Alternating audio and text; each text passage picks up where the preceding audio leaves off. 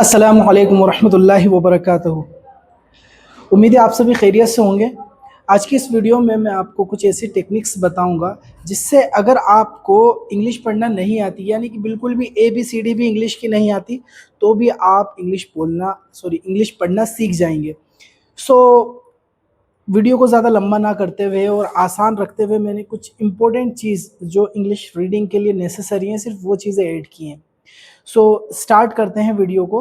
अगर जब आपको इंग्लिश पढ़ना सीखना है तो सबसे पहले आपको इंग्लिश के अल्फ़ाबेट्स जो कि 26 अल्फ़ाबेट्स हैं वो सभी अच्छे से याद होना चाहिए।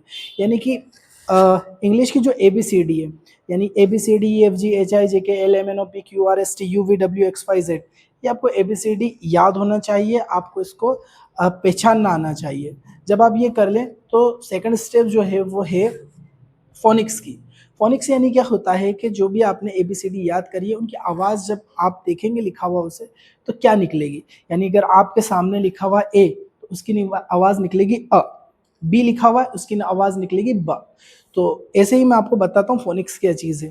फ़ोनिक्स मतलब सिंपली अगर रखें तो इसे कहते हैं आवाज़।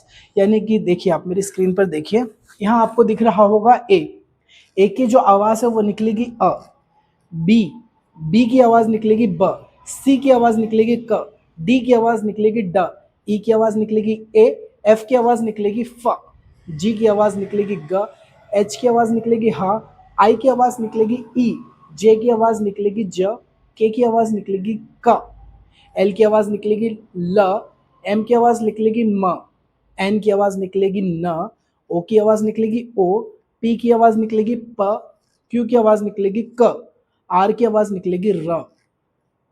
ऐसे ही एस की आवाज़ स, टी की आवाज़ ट, यू की आवाज़ थोड़ी सी ट्रिकी है, यू की आवाज़ निकलती है अ, और वी की आवाज़ व, डब्ल्यू की आवाज़ भी वाह ही निकलेगी, और एक्स की आवाज़ जो निकलेगी वो है क्स, वाई की आवाज़ भी थोड़ी सी ट्रिकी है या, जेड की आवाज़ निकलेगी ज़। सो जब आप लोग इस फोनिक्स को याद कर लें, अब आपको करना कुछ नहीं है। अगर ये फोनिक्स याद कर लिए, ये समझ लिए आपने इंग्लिश पढ़ने की जो मेन चीज़ है वो आपको याद हो गई है। अब मिसाल के तौर पे अब आपको सिर्फ फोनिक्स याद है।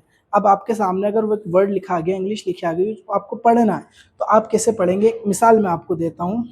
मिसाल के ऊपर मेरी स्क्रीन पर आप देख रहे होंगे लिखा है CAT। अब ये पढ़ाएगा क्या? अगर आपको फोनिक्स याद है जो मैंने आपको बताया, तो उस हिसाब से सी की आवाज़ निकलेगी क, ए की आवाज़ निकलेगी आ, और टी की आवाज़ निकलेगी ट। क आ ट, कैट, CAT, कैट पढ़ाएगा। इसी के जैसे नेक्स्ट एग्जांपल हम ले लेते हैं, BED, bad, bad. Next example DIP, तो डी की आवाज़ तो निकलेगी ड, आई की आवाज़ निकलेगी ई, डी और आई मिलकर बनाएंगे डी, और पी की आवाज़ निकलेगी प, तो हो जाएगा डिप। इसी के जैसे नेक्स्ट एग्जांपल लेंगे MOP, op, mop. Next example TUB, ब, टब। सो एक एक अक्षर को मिलाकर जब आप इसे पढ़ेंगे इस तरीके से, तो आप जब एक एक अक्षर की आवाज़ निकालना सीख जाएंगे, तो आप एक एक अक्षर के ज़रिए से एक एक आवाज़ को मिलाकर पूरा वर्ड आसानी से बना सकते हैं। देखिए, वीडियो को लंबा ना करते हुए, वीडियो को शॉर्ट और सिंपल रखने के लिए मैं इस वीडियो में और भी एक्स्ट्रा चीज़ें बता सकता हूँ जो आपको प्रॉब्लम आएगी जब आप इंग्लिश बोलेंगे, तो वो किसी नेक्स्ट वीडियो में इंशाल्लाह मैं आपको बता दूंगा। लेकिन इस वीडियो को सिंपल और आसान रखने के लिए सिर्फ इतना ही। Thank you very much.